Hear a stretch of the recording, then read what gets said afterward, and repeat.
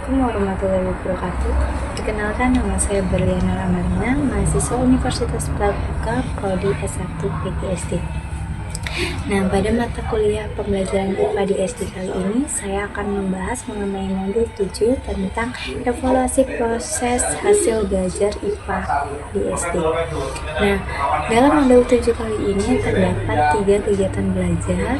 Dan kegiatan belajar yang pertama itu membahas tentang evaluasi pendidikan di SD, pengertian, tujuan, fungsi, dan prinsip evaluasi. Pada kegiatan belajar kedua itu membahas evaluasi proses belajar IPA di SD, dan pada kegiatan pembelajaran ketiga itu membahas tentang evaluasi hasil belajar IPA di SD. Langsung saja kita bahas mengenai kali satu, yaitu tentang evaluasi pendidikan di SD, pengertian, tujuan, fungsi, dan prinsip evaluasi. Nah, menurut Ki Hajar Dewantara di sini pada tahun 1935 telah menyatakan bahwa pendidikan atau pengajaran bertujuan untuk membangkitkan cipta, rasa, dan karsa peserta didik.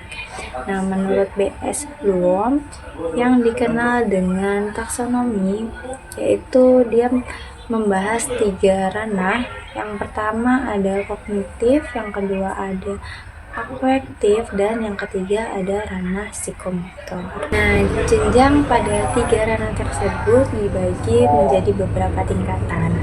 Nah, pada ranah kognitif itu dibagi menjadi 6 tingkatan. Yang pertama ada C1 sampai C6. Nah, yang pertama itu ada ingatan, kemudian pemahaman, penerapan, analisis, sintetis, dan penilaian. Kemudian ranah afektif itu dibagi menjadi 5 tingkatan, A1 sampai dengan A5. Yang pertama itu ada menerima, kemudian menanggapi, menghargai, mengatur diri, dan menjadi pola hidup. Pada ranah psikomotor itu juga dibagi menjadi 5 tingkatan, yaitu pada tingkatan P1 sampai P5. Yaitu yang pertama ada persepsi, yang kedua siap bertindak, kemudian menirukan, gerak mekanik, dan gerak kompleks. Kemudian struktur pembelajaran atau alur perencanaannya itu dimulai dengan rancangan pelaksanaan pembelajaran. Nah, pada rancangan pelaksanaan pembelajaran itu dibagi menjadi 2, yaitu melewati proses pembelajaran dan evaluasi.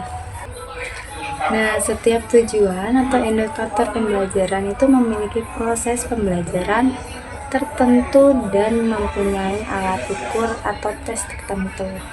Nah, sekarang kita masuk pada kegiatan pembelajaran yang kedua, yaitu tentang evaluasi proses belajar IPA di SD. Nah, di sini dibahas tentang tujuan evaluasi proses belajar IPA di SD, yaitu yang pertama memahami konsep-konsep IPA dan keterkaitannya dengan kehidupan sehari-hari. Yang kedua memiliki keterampilan proses untuk mengembangkan pengetahuan, gagasan tentang alam sekitarnya. Yang ketiga itu mempunyai minat untuk mengenal dan mempelajari benda-benda serta kejadian yang ada di lingkungan sekitar. Yang keempat itu bersikap ingin tahu, tekun, terbuka, kritis, mawas diri, bertanggung jawab, bekerja sama, dan mandiri. Yang kelima itu mampu menerapkan berbagai konsep IPA untuk menjelaskan gejala-gejala alam dan memecahkan masalah dalam kehidupan sehari-hari.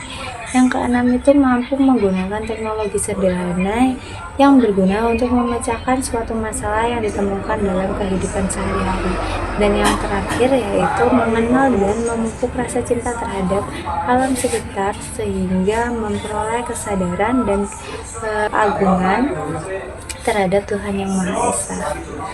Nah, kemudian di situ juga dijelaskan pengertian evaluasi proses belajar IPA. Nah, evaluasi proses itu bermaksud untuk mendapatkan informasi sejarah di mana kegiatan pembelajaran itu membawa pengaruh pada peserta didik. Nah, seberapa jauh peserta didik dapat menguasai apa saja yang diberikan, baik mengenai mata pembelajaran, nilai, dan sikap yang tersirat di dalam materi itu. Kemudian alat evaluasi proses belajar IPA itu ada 3. Yang pertama alat evaluasi untuk mengukur kognitif, yang kedua alat evaluasi untuk menentukan kualitas hati nurani, dan yang ketiga alat evaluasi yang akan mengukur keterampilan. Baik, sekarang kita bahas mengenai cara menyusun alat evaluasi proses pembelajaran IPA. Nah, telah diuraikan bahwa untuk menilai proses pembelajaran yang berkaitan dengan ranah kognitif digunakan alat ukur berbentuk tes objektif atau tes berbentuk uraian objektif. Dengan menggunakan kedua bentuk ini dapat diketahui materi yang telah dan belum dikuasai, begitu juga dengan yang dapat diketahui jenjang berpikir yang sudah atau belum dikuasai. Sedangkan untuk mengetahui proses pembelajaran IPA dari segi afektif dan keterampilan digunakan pedoman dan observasi. Nah, kemudian sekarang kita masuk pada tahap ketiga, evaluasi hasil belajar IPA. Nah, pengukuran kemampuan peserta didik setelah mengikuti proses pembelajaran itu meliputi kemampuan berpikir atau kognitif, kemampuan keterampilan atau psikomotor, dan kemampuan kepribadian atau afektif. Untuk mengukur kemampuan tersebut diperlukan alat ukur tes yang dapat dipercaya. Nah, pada tes evaluasi hasil belajar kognitif itu ada beberapa kriteria. Yang pertama itu soalnya sesuai dengan materi IPA. Yang kedua soalnya itu memuat unsur C3 dan C4. Yang ketiga itu konstruksi butir soal harus lengkap. Yang keempat itu setiap butir soal tidak tergantung pada butir soal lain. Dan yang kelima itu dalam menyusun soal itu pilihan ganda, opsi jawabannya harus sejenis dengan dan setara. Nah, kemudian pada psikomotor itu hasil belajar keterampilan itu harus dapat diketahui melalui observasi.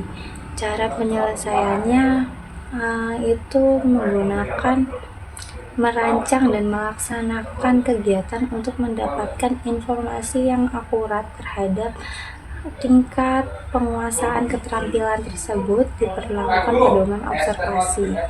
Nah, kemudian yang ketiga ada nilai hasil pembelajaran ranah afektif. Cara yang bisa digunakan untuk mengukur ranah afektif dalam pembelajaran IPA adalah mengukur skala sikap, itu mengisi dan menjawab pertanyaan.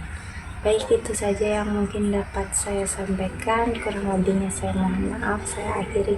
Wassalamualaikum warahmatullahi wabarakatuh.